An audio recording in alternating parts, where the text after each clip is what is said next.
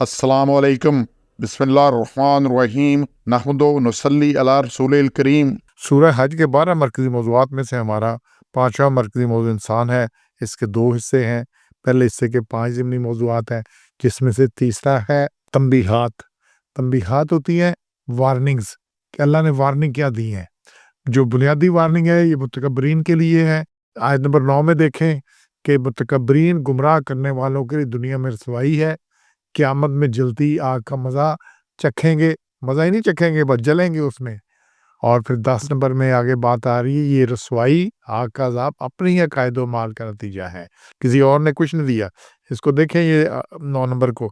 और जो अल्लाह के बारे में झगड़ता है बगैर किसी इल्म के, हदायत के, दलील के या किताब के रोशन के, किसी वाज़ेह किताब के कि अल्लाह का हुक्म हो, तो वो क्या है, फिर वो करता क्या है, तकब्बर से अपनी गर्दन मुंह मोड़ लेता है। तकब्बर ही नहीं उसको चलने देता, तकब्बर ही करता है और ताकि लोगों को रास्ता से गुमराह करे।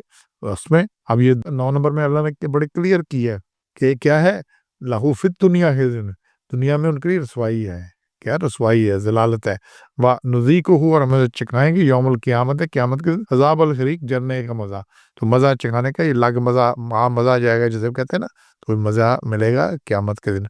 और ये फिर आगे 10 में बड़ी अहम बात आ रही, ज़ालिका बिमा क़द्दमत, कदम कहते हैं आगे बढ़ने को, इसे ना तक़दीम को, इसीलिए कहता है ये कदीम ज़माने में जो गुज़र गया, पहले हो गया।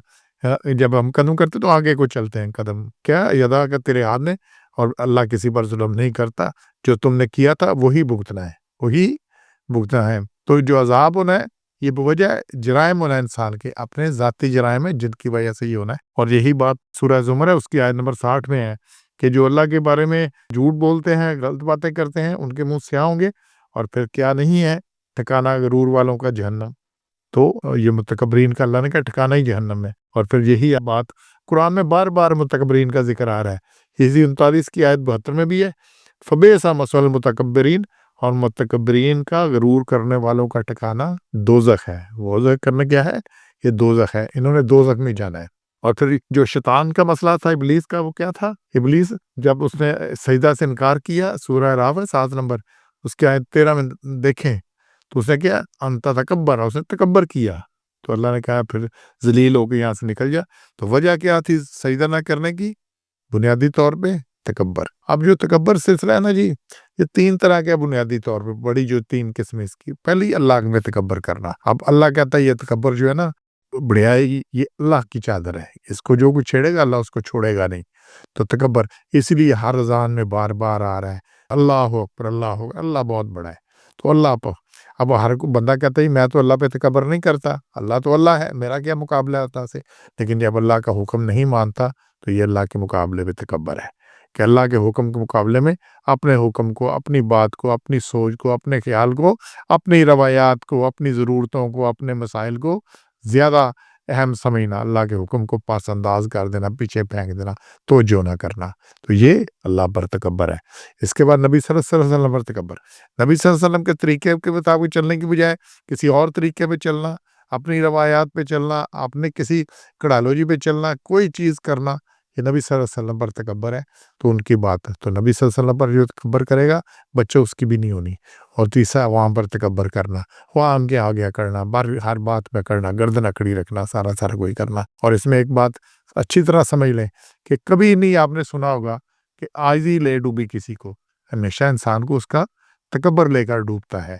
ये बात बड़ी क्लियर है इसमें। और फिर 25 में आ रहा है जी, बैतुल्लाह और अल्लाह ताला से रोकने वालों को अज़ाब होगा।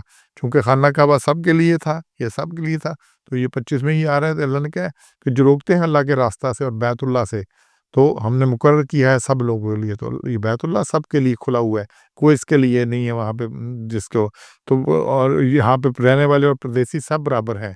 और लेकिन जो जुल्म से गुमराही का इरादा करे, हम उसे दर्दनाक अज़ाब चखाएँगे। तो अल्लाह कहता है उनको हम अज़ाब चखाएँगे, क्योंकि ये रोकना किसी का हक नहीं है। फ़तह मक्का तक मुसलमानों पर काबा में दाखिला पर पाबंदी रही। ग़ज़वा हुदैबिया की नौबत भी इसीलिए आई और मुसलमानों को उम्रा करने से रोक दिया गया। और एक दरख्त के नीचे फिर अल्लाह के रसूल ने मौत पर बैत ली सबसे। ये सूरह फ़तह की आयत 18 में भी है, और फिर आयत 10 में भी बात आ रही है। सूरह फ़तह है ही इसी पर, तो इस सूरह फ़तह इस वाक़ये को तफ़सीली बयान किया गया है। तो हरम में दाखिला نماز، طواف، ارکان حج، عمرہ ادا کرنے میں مقامی اور بیرونی سب برابر ہیں۔ تو جو کوئی ان احکام کی خلاف ورزی کرے گا اسے عذاب علیم کی وہی سنائی گئی ہے، کیونکہ یہ گمراہی ہے مگر ساتھ ظلم بھی ہے، اور یہ ظلم کرنے والوں کو اللہ نے کہ من عذاب علیم، انہیں عذاب علیم ہوگا۔ اور پھر جی 5واں نقطہ آیت 55 میں سے، کفار موت کی پکڑ تک شک میں رہیں گے، انہیں کبھی یقین ہی نہیں آنا کہ اسلام بھی، اللہ کا حکم بھی، یہ سارا کچھ سچ ہے۔ ابھی یہ دیکھ لیں نا، پورا کفر کا نظام دیکھ لیں، ساری دنیا دیکھ لیں، جیل ٹیلیسکوپ چلی گئی، ہبل چلی گئی، کہاں کہاں کی اس نے تصویریں بھیج دی، کہاں کہاں سے سگنل آ گئے، کائنات ختم نہیں ہوگی، کتنا میلوں کا فاصلہ طے کر لیا، کتنے ارب فاصلوں پہ بتاتی ہے۔ اچھا، یہ ساری کائنات کی وسعتیں نظر آ گئی ہیں، خالق نظر نہیں آیا، تخلیق نظر آ رہی ہے، خالق نظر نہیں آ رہا۔ آپ نے ایک ٹکے کی چیز نہیں بنتی خالق کے بغیر، ہر ایک کے اوپر پیٹنٹ ہے۔ یہ کیوں پیٹنٹ لگتے ہیں، کیوں ٹریڈ مارک بنتے ہیں، کیوں یہ اس پہ سارا کچھ ہوتا ہے کہ جناب یہ اس کا یہ ہے، فلانا اس کا اونر ہے، فلانا اس کا اونر ہے، فلانے نے یہ چیز بنائی ہے، ایڈیسن نے یہ کچھ بنا دیا، فلانے نے یہ کچھ بنا دیا۔ تو سارا کچھ اس ایجاد کس کے نام پہ، یہ تخلیق کس کے نام پہ، یہ کائنات کا خالق کوئی نہیں ہے۔ تو جب نہیں نظر آئے گا تو شک میں رہیں گے کہ ہے، یہ خود ہی بن گیا سارا کچھ، اور پھر بوتنا ہے اس کو۔ سبحان ربک رب العزت عما یصفون وسلام علی المرسلین والحمد للہ رب العالمین۔